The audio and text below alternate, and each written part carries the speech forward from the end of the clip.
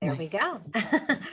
Fabulous, fabulous. Well, hello, everyone. Thank you so much for joining us here at Power to Fly for our chat and learn of the day. Please let us know in the chat where you're tuning in from. Would love to see where all of you are. Let us know. My name is Seppi, rhymes with Peppy, as you can see here. And I am originally from Houston, Texas, and live in Malaga, Spain. And that's what my background is here now, and just super excited to have you all here. So I'm not going to take up too much of the time. Just want to go over a few things before I pass the mic over to our speaker of the day. So if everyone can see the slides, yes, let us know in the chat. And again, if you're just tuning in, let us know where you're tuning in from. We would love to know where all of our global audience is. Let us know, please.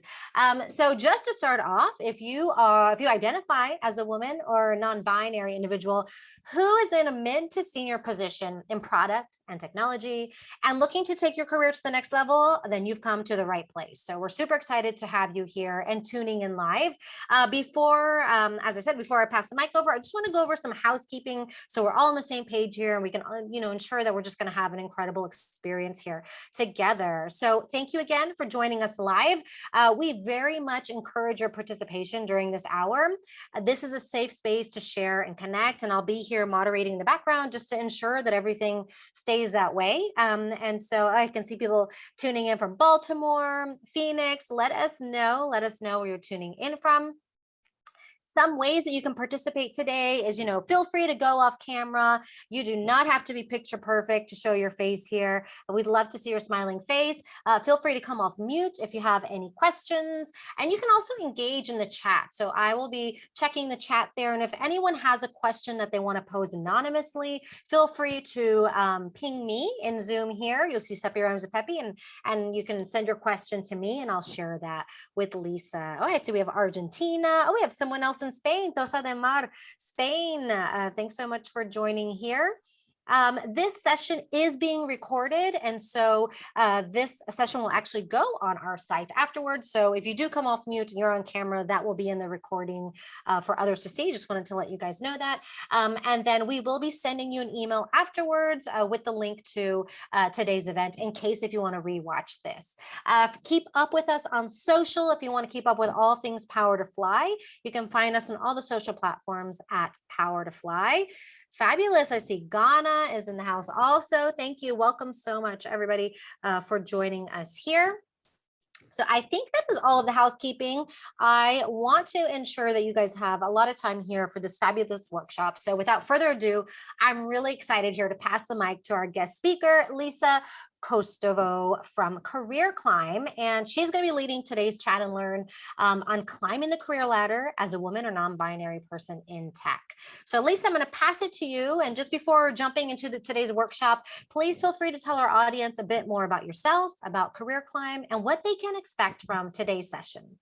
Fantastic. Thank you so much, CP. This was great introduction. And thank you for our global audience, those of you guys joining us live, those of you joining us via the recording. This is really for you. If you identify as a woman or non-binary person and you're in tech, in technology, or you're working in another company in a tech capacity and you're mid-career. So what is mid-career? Mid-career is somebody who has at least 4 to 5 years of experience. In our community at CareerClimb, we actually serve women or those who identify as women who are in those roles, in those mid-career roles, because we find that that is the part of the climb that is the most vulnerable and the most risky for women. Lots has been talked about the pipeline problem, and that a lot of it has been, addressed with like education and giving access to women to STEM degrees and giving them access to kind of those entry-level positions. My experience and my observation as somebody who's been a VP of product and has climbed her career mountain in tech is actually that the problem is in the middle of that career, people dropping off before they get a chance to get to those executive levels. So that is our mission. And I'll talk about a little bit about our mission at CareerClimb. The reason why the climbing analogy is because I am a climber. I'm a mountaineer, and I'm very, very passionate. And I'll tell you some mountaineering stories today in our chat and how they relate to your career journey as well. So this is our mission at CareerClimb. We're a coaching company. We have several programs that develop female executives in that mid-career level. And our mission is to guide as many of you to the top of your career mountains because this is the observation. We believe that the world is a vastly better place when more tech products are created by women and people with different backgrounds than what we have right now in the executive ranks. While we recognize that the playing field is not yet even for us, for a lot of us, we believe that it is a matter of persevering and getting as many of us to the top, to those executive levels, so that we can break the trail and then we can establish a way forward, an easier way forward for those who come behind us. So we work with women in product management, program management, project management, design, business analytics. We have had women with all different backgrounds. We're still a little bit of a specialist because we haven't grown. We've only been around for less than a year, but we've already produced amazing results. A lot of our women, especially in our 9-month program, have gotten great results in terms of promotions, increases in compensation, ability to speak at large events in front of large audiences, huge increases in confidence. So I want you guys to know that this is possible. What we're going to talk about today is not limited to the couple of picture perfect women you may see out there who reach those high levels of their career. And you may think, well, but she's smart, she's, superhuman, she works like hell, she's got opportunities. I'm not like her, I cannot do the same things as her. And I want you to know that that's not the case. In fact, climbing your career has a lot to do with climbing a mountain, with being successful at an expedition to climb the top of a mountain. It requires the same degree of planning, preparation, and is also possible for a lot more people than a few kind of extreme performers. That's the message I want you to take away. We're going to spend the first half an hour or so going through the framework I've developed based on my own career experience and based on my own experience as a mountaineer, working with actually one of my mentors, who is a trainer in our programs. She's the first woman to climb Everest without oxygen. She's one of the most established commercial guides on Everest. So she has taught me a lot. We've developed a lot of the principles that translate over to how you guys climb your career. So hopefully it's going to be interesting. It's going to be engaging. We're going to tell some cool stories, and then we're going to take questions. So I want to transport you back to a day in May, end of May, beginning of June, 2018. And I was flying in exactly the same airplane around the tallest mountain in North America, Denali. For those of you guys who may not know the name Denali, used to be called Mount McKinley, and it is the highest mountain in the continent. It is very challenging to climb because it is in addition to being kind of tall, it is also huge. And so it requires a lot of time to climb it. In addition, it is almost in the Arctic Circle, which means that it gets really, really, really cold, even in the middle of the summer, which is where the short climbing window is. Anyway, I was flying around the mountain with my partner, and we had just come back from an expedition we had done in another part of Alaska, Mount Fairweather. Now, Mount Fairweather is also very challenging. It's a very interesting and beautiful mountain. It's closer to the ocean. In fact, it's a border peak. And what it means is it's actually shared between Canada and the United States. And when we climbed it, we were joking that we entered Canada without our passports because we were the first climbing team to summit that peak in 2 years. And I'm pretty sure I'm the first person originally from Bulgaria to summit that peak. But anyway, fair weather was a typical Alaskan expedition, lots of gear, lots of physical endurance, lots of kind of spending time on the glaciers and doing a huge push for summit day. But it was not, as big and as intimidating as Denali. So we're just coming back from Mount Fairweather. We're doing a tour of Alaska. We end up in the national park. We end up staying in an Airbnb with a famous airplane pilot who's actually flown a ton of climbers up on Denali. And especially landing on the mountain is very, very dangerous when you're when you're piloting, because of visibility and because of there's no runway per se. You just have to land on the snow. So we are we're flying around this mountain, and there's this conversation happening in the plane. Somebody is asking the pilot, "Hey, have you climbed the mountain?" Because we were actually, as we're circling around, we're seeing, oops, hold on. Let me just pop out real quick here. I want you to see this photo. Let's see if I can present it. Okay. Let me know if you guys are seeing this. Okay. So we are looking down on the glacier. This is the Cohiltna Glacier, and it is kind of the approach. It's the first phase of an expedition. What you see down there, or maybe actually this is midway up the mountain towards Camp 4. What you're seeing there is these tiny little specks of dots, like you can see them. These are rope teams.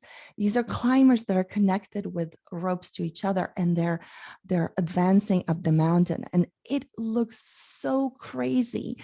The whole landscape is so majestic and so huge. I've never seen anything like that in my life, not even on fair weather. And guys, if you haven't gone to Alaska, please go. It's honestly the last wilderness frontier, I believe, in the world.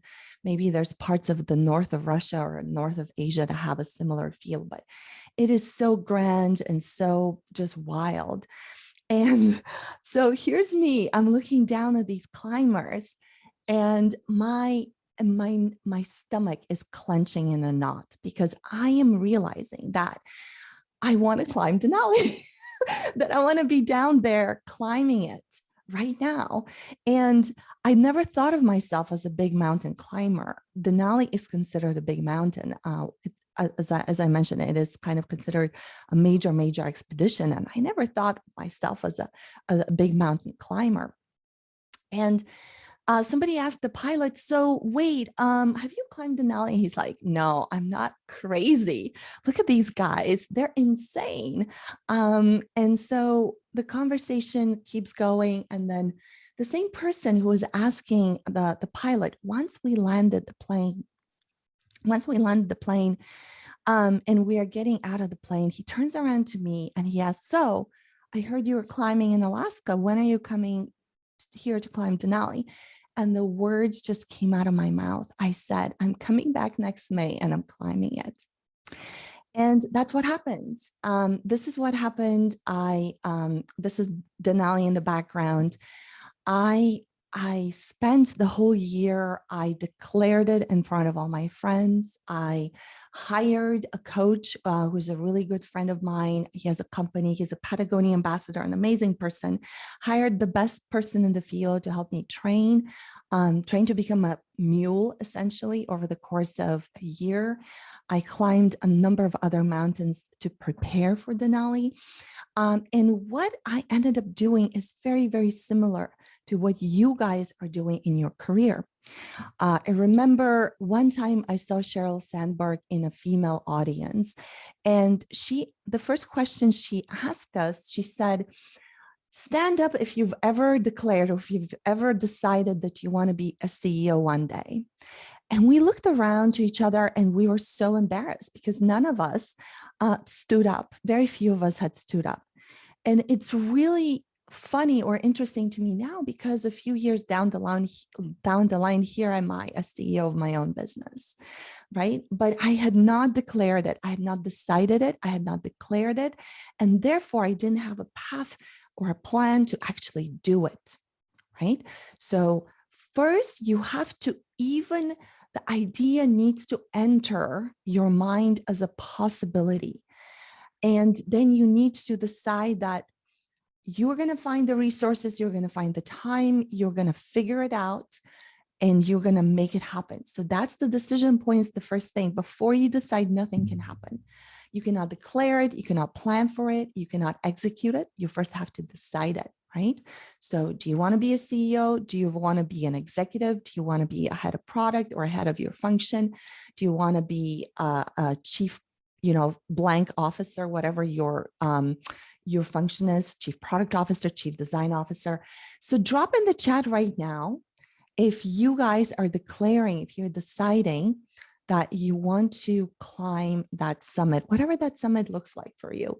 It could be starting your own business. It could be a CEO. It could be an executive role. So drop in the chat right now. I want to be this person who was in the plane with me, asking me, so when are you doing this? I'm asking right now, guys. Are you doing it? Are you doing it? Are you in? Are you in? And again, this is the first step, guys. If you are willing to entertain the idea that one day you could be an executive, a CEO, a head of something, drop it in the chat. We need to know. That is the first baby step towards that. The next step that you guys are going to have to do is declare it. And here's a tip for declarations. Declare it in front of people who support you and who believe in you. One of the best things that the people in CareerClimb in our programs, the women in our programs really, really talk about is the value of the community and the support that the community provides. Communities like Power to Fly, guys, these are super important places for you to get that support and that extra confidence and belief in yourself. Because without it, if you declare to somebody who wants to keep you down and wants to sabotage you and doesn't believe in you as an insecure person, do not under any circumstances declare your vision and your bold dreams to a person like that or people like that. Find the people who are going to support you and believe in you and declare it, and let them hold you accountable.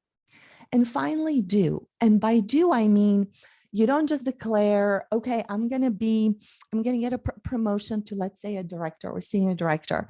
And you're going to have that be your New Year's resolution. And, January 1st, you're pumped, you're going to, get the promotion this year. And then you forget about it. And then December 30th comes around and you're like, oh, maybe I should have a conversation with my boss tomorrow to see if I can get promoted in a day, right?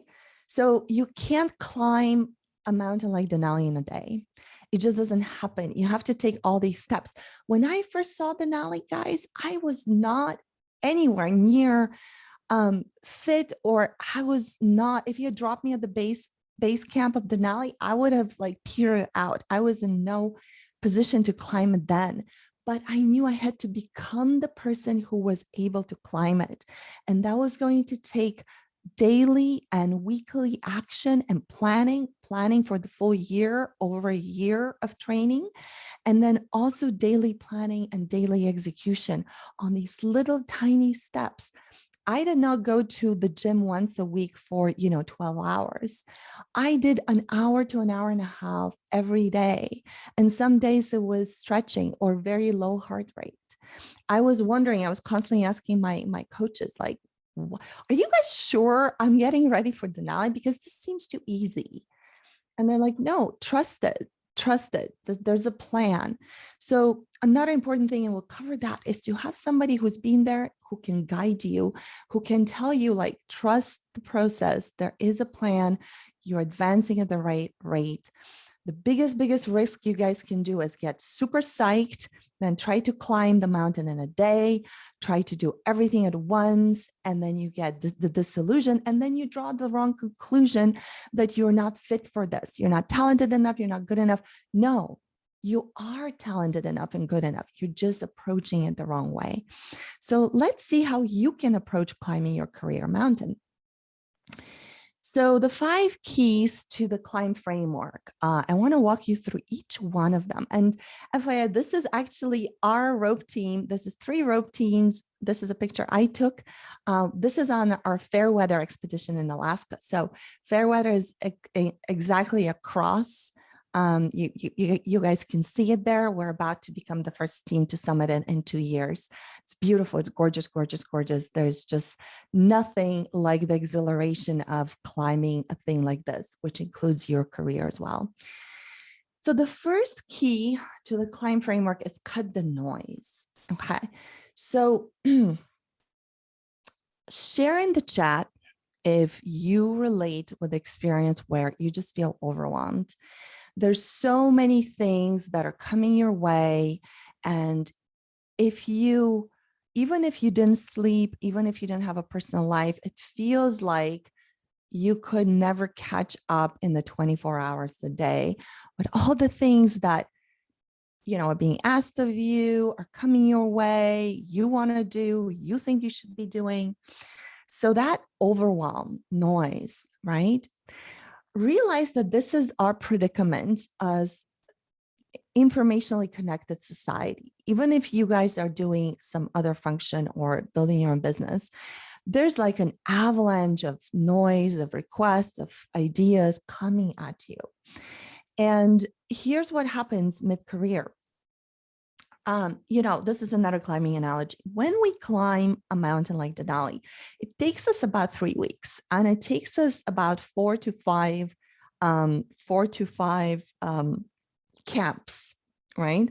And as we go up, the terrain is changing. So at first we're going on, relatively speaking, soft snow because it's more flat. It's on a glacier. The risk is different there. There's crevasses. But as you go higher up the mountain, it becomes steeper. Now the snow transitions into ice, and there's fewer crevasses because we're kind of on the rock, on the slope of the mountain. And so as you transition and keep climbing midway, as you transition, you actually have to change your equipment. You've been climbing on snowshoes, and now you got to transition and climb on crampons, which are these spiky things strapped on your shoes. And if you don't transition that, you're in for a lot of pain and risk of dying, because the snowshoes are going to keep sliding down, and they're not going to get enough of a grip. Plus, it's going to be really clunky. They're big. What you need is the smallest footprint that digs deep into the ice to keep you anchored to the side of the mountain.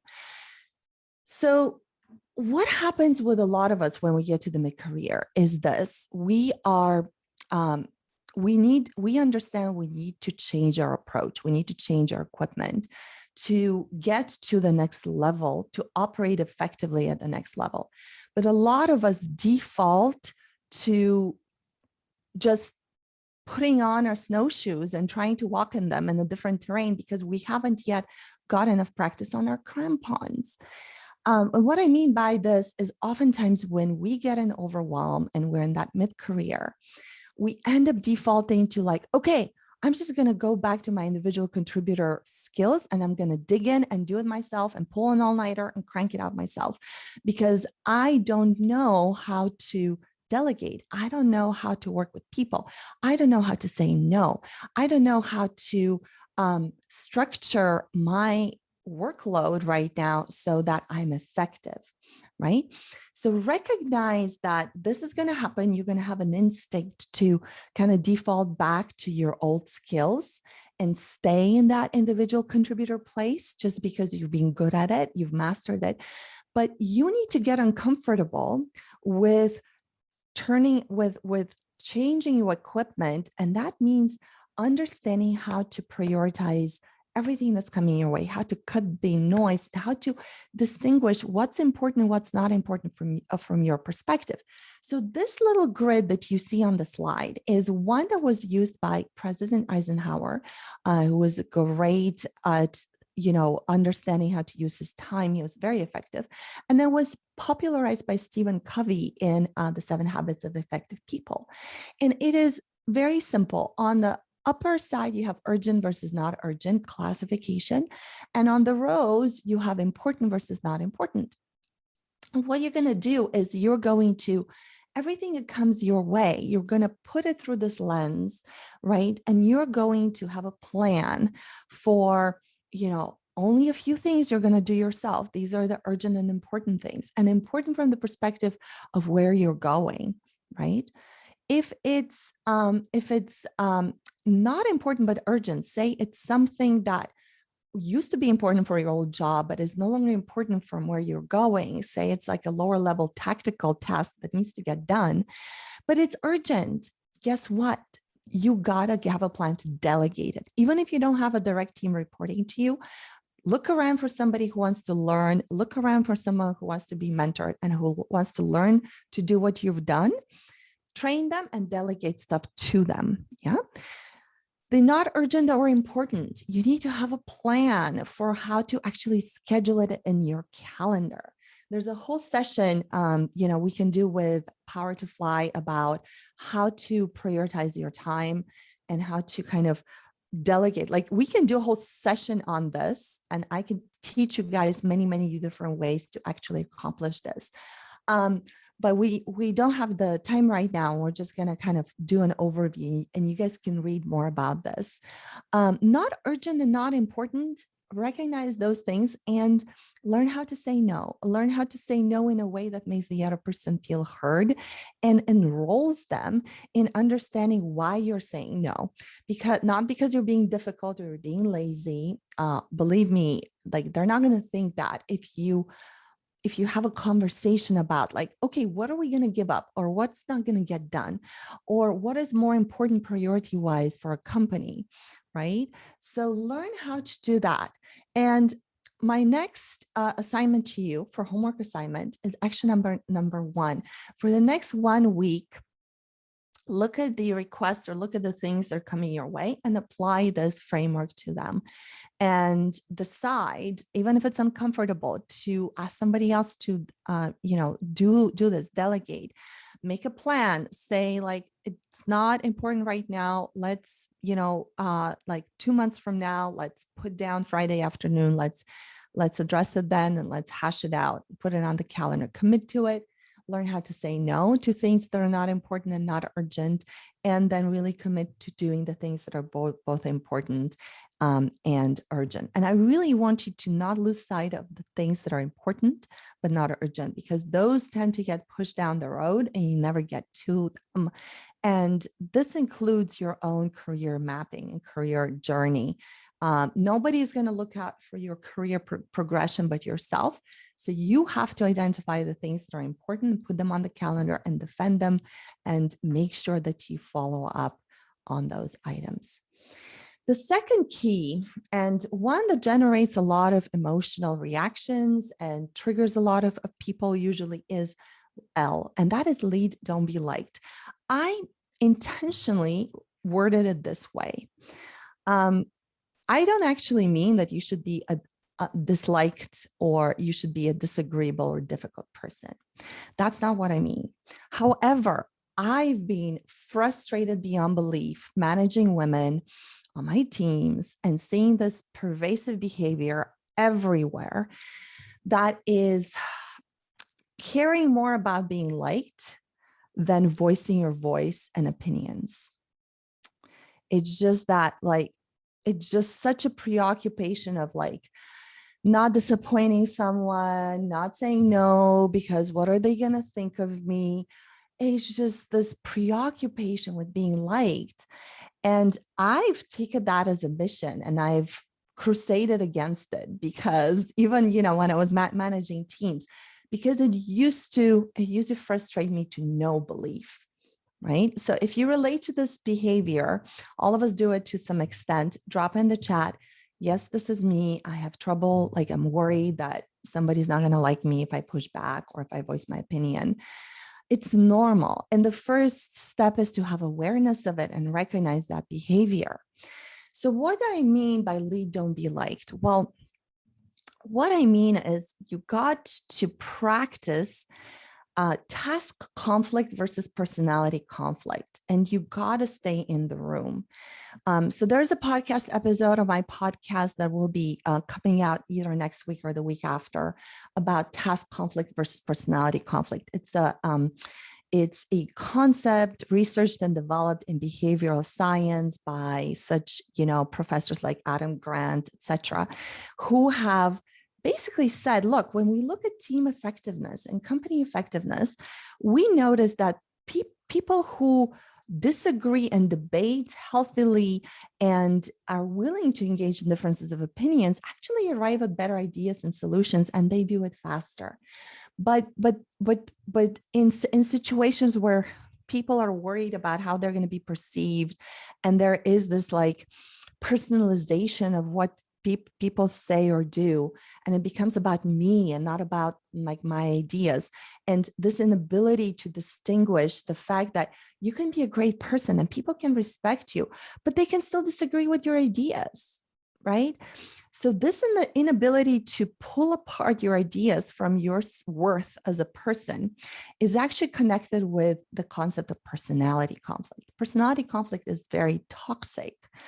And even though somebody else in your team or in your company may take things personally and have a very combative approach, you don't have to engage with that type of debate. You can always turn it around, and you can always position it as like, let's debate about ideas. Let's put our ideas on the table and let's talk them through, and really affirming this kind of distinctions between we like each other, we respect each other, and because we like and respect each other, let's agree to disagree and let's hash out the best solutions, look at the pros and cons, engage on the stage of just sparring of ideas is very, very important.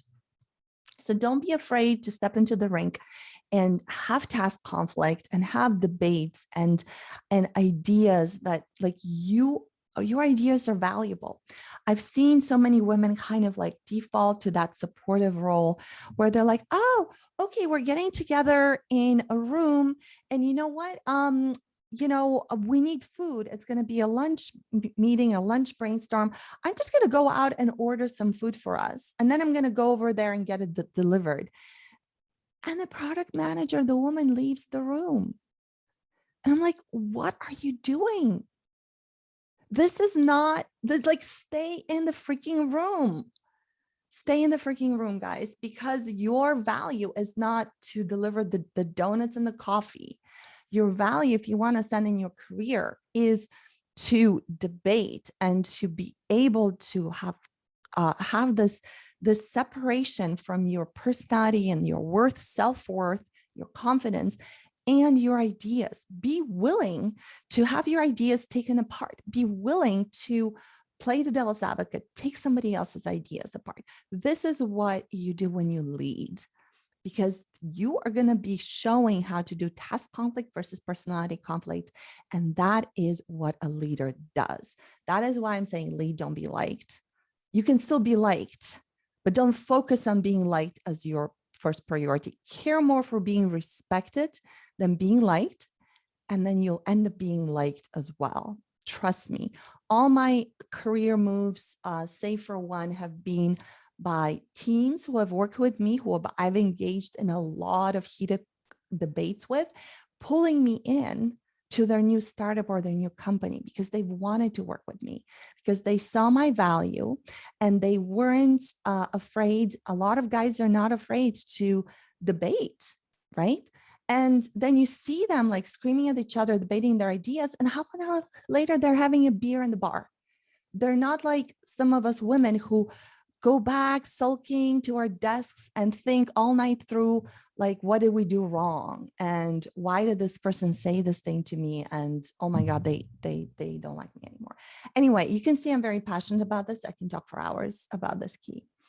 Action number two, I want you to engage in at least one task conflict over the next 1 week.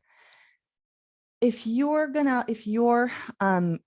impulse is being to keep your mouth shut if somebody proposes an idea, even if you disagree or have some concerns about it, voice them. Don't be afraid to engage in debate, engage in that kind of sparring of ideas. I want you to push yourself from position of discomfort to actually engage in debate next week over something in your work. The next key is internal customers. And internal customers, what I mean is that, and this is not only for product managers or people who build the product, but all of you guys, when you're working in tech, you're trained to look at customers as the people who are using your app, your software, whatever it is that you're building. Even though you may not be in product management, you may be in a sales function or marketing function, doesn't really matter. You know, the customers are our customers. The truth is, for you guys as a company to achieve your goals and to have a great product that moves forward and to achieve all these goals, there needs to be a lot of teamwork involved between the different departments and people inside of the company. And so I have a picture here of a soccer team, a women's soccer team, because I want you to understand that when you are an individual contributor, a lot of times you have this view, this tunnel view of the field where you're looking at who's next to you. Is the ball getting passed to you? Are you running with the ball? Who do you get to pass the ball to? But you don't have the coach's box perspective, which kind of sees the game or the playing field from a higher vantage point. And you can get that perspective by engaging with curiosity, reading up about, your company, your industry, asking really cool clarifying questions to the executives, engaging in conversations with some of the people that are sitting on those high level boxes, coaches box, and have that view, right? You want to be curious about how the strategy is unfolding. What is the strategy behind our execution? Why are we doing this? And what's the goal? Or what is the vision? Or how are we thinking about this? And once you start understanding that, what you're going to understand is that your role is not just to run with the ball and score a goal and not pass it to anyone. You're going to understand, okay, we know that in this configuration, these couple of players are going to come in here and they're going to be positioned well to take the ball over. So my goal would be to make sure that they're protected or they're in a position to get there, right? That means I pull back, I don't get the ball, but I help them. I block somebody else on the competitive team from getting to them, preventing them from taking their position. I'm going to do that, right? So this is understanding that your customers are also the people inside of the company who you get to understand what the problems and challenges are and find ways to pass the ball to them or support them or block somebody else from preventing them from achieving their goal. A lot of times, especially if you are in quote unquote in charge of a piece of the roadmap, if you're in product management, this has really drastic implications because a lot of times product managers are so protective of their pipeline. They're like, we're not going to do anything that doesn't directly impact the customer. You know what? You got to. I'll give you an example. So one of the startups where I was heading product, I saw, this was an observation that I saw our CFO was staying behind every day and cranking on the spreadsheet. And I knew a board meeting was coming up and I just talked to him and he said, you know what, Lisa, I'm trying to get this data. I'm trying to put together these pieces of information that we have from our dashboards to get these types of metrics. And I have to do like 3 or 4 different spreadsheets and calculate them manually. So I took a look at what he was doing and I could see that we could automate that for him. And we included that actually as a low-hanging fruit in one of our sprints and one of our engineering design sprints in the following month. And when he had that, all of a sudden he was free to go and actually do a lot more higher level things as a CFO. And he was a huge fan of me and of us as a product team. And I know he was like one of my biggest supporters on the executive team, and someone who really played team with us as a product organization as well. So this is going to win you friends. This is going to win you alliances. You're going to be seen as somebody who understands the bigger picture, the strategic roadmap of the company. Even if there's chaos and there's no like plan beyond the next year, that's fine too. That is information, because you're going to be able to get yourself out of that company. But when you go interview at the next place, you're going to be able to give them the coach's box perspective, which means you weren't just this individual contributor heads down, was only like being passed the ball and you were passing the ball, but you were actually proactively understanding what was going on at a higher level in the company. And that makes you higher level, that makes you more senior. So action item number 3 is write down the stakeholders that you interface with in your role, in your function, in your company, and go and have a conversation with them, a listening tour, I call it. Schedule at least, one call with an internal stakeholder in the next week, where you're going to sit down and ask them what their problems and challenges are. What is keeping them up at night? Don't promise to help or assist, just listen. And then let those ideas percolate in your mind and see if you can find easy ways to help them solve their problems, right? So serve an internal customer next week. That is your action item. Key number 4 is master your craft. So here's a picture of picture that I took of two of our rope teams, Star Expedition on Denali. We have just packed everything up. We've been flown on the Kahiltner Glacier on the landing strip. We are, roped up and ready. We're on our way to Camp 1 on the glacier. And you can see that there's a lot of ropes going on here. There's we are harnessed. We have ice axes. We have we have ski poles. We have avalanche. We have avalanche equipment. We have what do you call those things? Anyway, I'm blanking right now, but there's a lot of stuff going on here. And on top of having about 70 pounds or so of gear on our back, we also have these sleds that carry anywhere between 40 and 60 pounds each. So this is the beginning of the expedition. We have all the fuel, all the food, everything that we're going to need for the next 3 weeks and where we're going. But the interesting thing, the thing I want you to understand is that your craft is going to change. As I mentioned earlier, halfway up the mountain, we're actually going to look very different.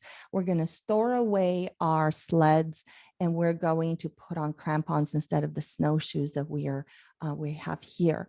So understand that your craft is going to change with your evolution and with your evolution of responsibilities, where you want to go next, your environment, the company's evolution, and understanding what you need to master next, right? So I want you guys to avoid the comfort zone of doing the things that you've already mastered, right? Get practice, start stretching into areas that are not comfortable to you. So if you're uncomfortable managing a team, a person, start with an informal mentoring of somebody in the company who wants to learn what it is to be in your function. Get an intern or manage an intern for a little bit, right? You are never going to be competent before you start practicing this new skill. So don't wait for the magic to happen. It's never going to happen until you start practicing it, right? If you are afraid of public speaking, do it. It's going to terrify you first, but do it in smaller audiences, stretch, use your voice. We work a lot on voice in CareerClimb programs. We even have an acting and improv coach, but I'm an example of this. When you guys see me present right now, you would not have believed, or probably you won't believe me when I tell you that I suffered from huge anxiety to speak because I had childhood stutter that still persists. I still stutter at times. There are some words that are difficult for me to say. And yet, I've been doing this, I've been speaking for years now. I have my own podcast, Female Tech Exec, check it out. But it is a matter of just practice, practice, practice, right? And you will get better at it. So evolve your craft, master your craft, and really understand what is that next level skill that you get to start practicing so that you get to that next level. You're not getting to the summit of Denali on snowshoes. Action item number 4, homework for next week is identify a skill that you know is required of you to reach the next level of your career, and find ways to practice it. Start practicing it. If it means you got to learn something, sign up for courses. But guys, please don't just be consuming information and laying back and thinking that somehow you're going to learn it this way. You'll learn by doing. You don't learn to ride a bike by reading a manual about riding bikes. Read a few pointers and then go and implement, right? This is why I have action items here for every single piece that I'm teaching you, because I don't want you guys to store this away as like information. This is practical application. Final and my favorite key is be mentored and become a mentor. This is a virtuous circle, guys. As you climb in your career, you're going to find mentors. And let me give you a piece of distinction, because I saw a question about what if I can't find a mentor? What if nobody wants to be my mentor? The difference between a coach and a mentor is you normally hire a coach, you pay a coach, but you establish a relationship with a mentor, and mentorship develops organically. Please don't go to somebody and ask them like cold if they want to be your mentor. Engage with somebody, find ways to add value to that person, and then let the mentoring relationship develop organically. And believe me, as somebody who is a mentor right now, I can tell you that the biggest satisfaction a mentor gets is if a mentee is curious and they're also applying what you are advising them to do. If a mentee is just like shaking you down like a pear tree for information, and then coming back to you next month and being like shaking you down for more information, and you ask them like, wait a second, did you actually do the things I told you to try? They're like, no, I didn't have time. But, I'm going to come and ask you for more advice or more information. You're not respecting, you're not honoring this person's experience and their ability to know what will take for you to get to the next level. A lot of times mentors will give you tough love. They'll tell you to do things that are not comfortable or that you may not want to be doing. Do them. And then with your expanding responsibility, expanding power, there will come a time where you guys will turn around and start doing the same. Because as I mentioned, we're breaking trail on the mountain for a lot of women, for a lot of people, minorities, non-binary people who need that trail broken for them to have an easier time.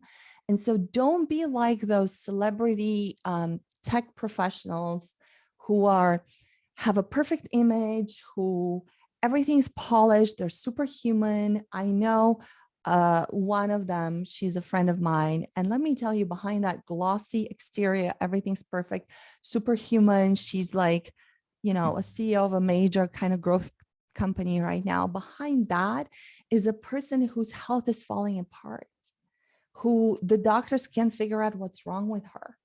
But she doesn't show that part. And if she did, she would be more relatable, because people will say, wow, she was able to do this while at the same time battling this health issue. That means I can do it too. So when you guys reach your top or your summit, become a mentor. Be relatable, show the paths that was difficult for you or the parts that were challenging and the mistakes that you made. This is all part of the learning process so that people can see themselves in you, right? So your task for the next, let's see if this is going, does this have I skipped the action item. Action item number 5 was start a conversation with someone who you admire. It may not be an explicit mentorship conversation, but be curious, understand that person, what they went through and how they got there, how they got where they got. One of my mentors, Lydia Brady, I mentioned this, the first woman to climb Everest without oxygen. She and I climbed together in a small group, and I had a copy of her book at the time. We were in New Zealand. She's a Kiwi. And we were in this hut, and my bunk was, or my kind of cot was right next to hers. And so I would read her book and I would turn around, and I was very careful not to take too much of her time because she has very little time to rest. She's very busy on on a trip like that.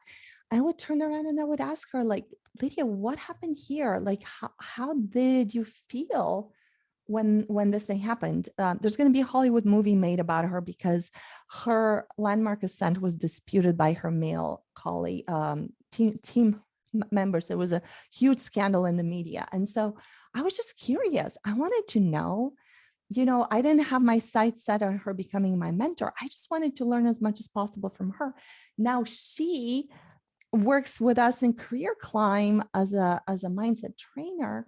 And she is someone who quotes me, like she quotes me and she admires me. And this is a relationship you guys want to build. You might be a different level of proficiency on your journey, but there needs to be a mutual admiration and a mutual kind of respect between a mentor and a mentee, right? That's how you develop it. And I lastly want to invite you to join us on the next Product VP Challenge. Again, you don't have to be in product, but in a related area in tech is fine. You're mid-career, join us. We're starting September 6th. It's going to be free. It's a free experience where you're going to learn every day from me, your peers. Lydia Brady is going to be there. We have Austin Brzezinski, who is the head of talent at a major venture capital firm. He placed all the heads of product at Uber, Airbnb, and all these companies. He's the person to know in the Valley. And so all these guests, actually, it's going to be someone who's taking his role right now. Austin is going to be with us at a later stage. But anyway, this is an invitation for you guys. Just get yourself on our email list by registering at productvpchallenge.com. If you can't attend the sessions live, they'll be recorded and made available to you for the week during the challenge, during which the challenge is going on. So I went a little bit longer than expected, but I want to open it up for questions right now. And hopefully I've managed to answer most of the questions that were submitted ahead of time with respect to the CareerClimb framework. Fabulous. I'll just hop on real quick. Lisa, virtual round of applause. Thank you so much for this informative session. And yes, I do want to leave it open since we have a few minutes here. If anyone out there has any questions, feel free to come off your camera, come off mute and ask. If you're not comfortable or if today is not a camera day, feel free to drop your questions in the chat. That's okay as well. I'm sure you have some questions out there. So this is your opportunity to ask Lisa personally and get her insight and her advice and expertise. So don't be shy. If anyone has a question, please just hop off mute and let us know.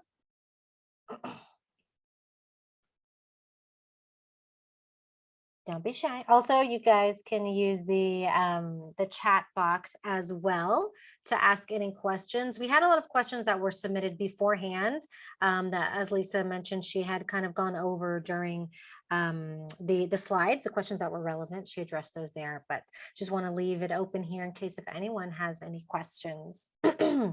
Feel free to ask. We have a few minutes left.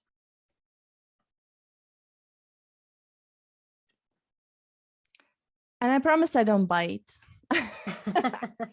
That last photo of me that I showed guys was with the flag of my home country on the top of Denali. And I just wanted to leave you guys with this. You can do it. You can do much more than your current mind thinks you can do. You just need to decide, declare, and make a plan for it. So I want to hear from some of you. I see that there's a number of you guys who are declaring things in the chat. Why don't you unmute yourself if you declared if you decided something during today's session? And I want to hear what that is. Use this as an opportunity to declare it. Let's take that next step, declaring your decisions. Who wants to go?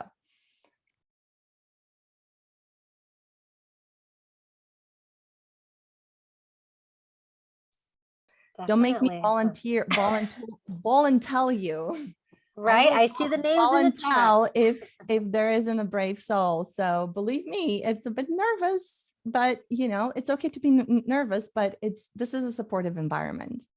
Definitely. And it's very empowering to vocalize things. It's one thing to, have it in your mind, to write it down, but to vocalize it in front of a group of people really brings some energy to that. So don't be afraid, or, even be afraid, and still share here with the group. So I'm going to go on mute for a second to give anyone an opportunity to share if they'd like.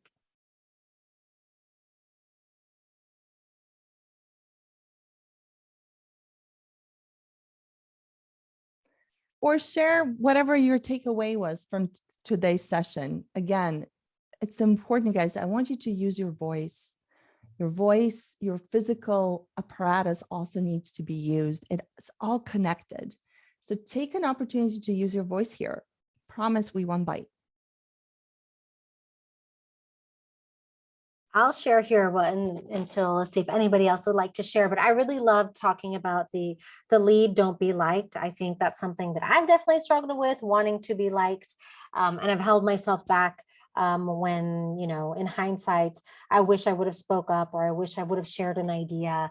I wish I would have kind of stood up for myself and pushed back, but I was too afraid to be seen as difficult or create an awkward conversation. So I just love that. That was something that you highlighted there, because I think it's so important, especially as women. I think from a young age, many of us are ingrained to be liked and, to please people and to kind of create comfortable situations. But in the business world, we really need to advocate for ourselves and use the power of our voice and not be afraid to do that in groups.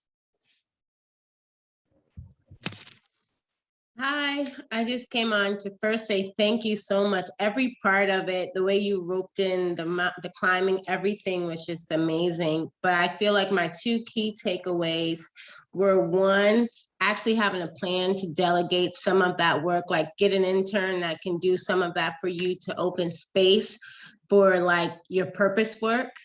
That is one thing. And also the mentorship piece. I think that is so important, especially the tips on how to cultivate a mentor and not kind of this, this really organic relationship between two people who respect each other. So thank you so much. I'm so excited. I cannot wait to hear about your next mountain, your big climb. Yeah, and totally join us. My next climb is happening the week of September 6th, and it's called the Product VP Challenge. So even if you're not in product management, join us. It'll be fun. Thank you. Yes, thanks so much for sharing, Yasmin. Oh, Kalpa, gonna give the mic to. Yeah, I was just going to say hi, Lisa. Good to see you. I stumbled upon Lisa probably a few months ago and kind of gone through the challenge. And today, I literally still couldn't. She didn't invite me, but I found out, and I still every hour that I spend with Lisa is full of inspiration. So specifically, I still learned something new. You reminded me about being mentored and becoming a mentor, and not just being mentor, because I have made all those mistakes, gone out and say, hey, would you be a mentor? Because there wasn't anybody telling me hey, you got to, mentor others, right?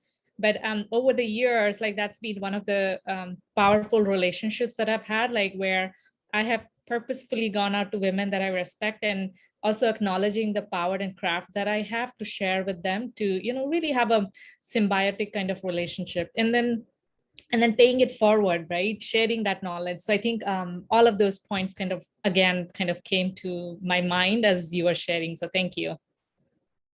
And Kalpa is a member of our CareerClimb community. So Kalpa, you're always invited. You know that. You can always go back and take the challenge again. This is it's great. I find that there's an addictive quality when people come into our programs and they get to connect with each other in the community, and they're get so excited, and then you see them everywhere. Thank you for being here, Kalpa. It's always such a pleasure to interact with you.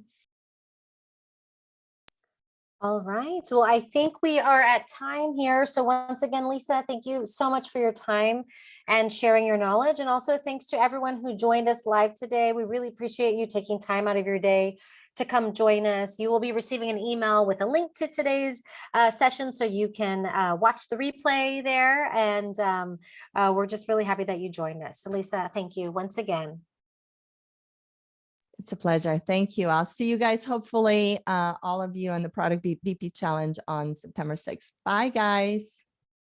Fabulous. Goodbye, everyone. And if you enjoyed this chat and are interested in future chat learns at Power to Fly, I dropped the link in the chat where you can see all of our calendar of events to see all of our upcoming chat and learns. Thank you all for joining. Bye.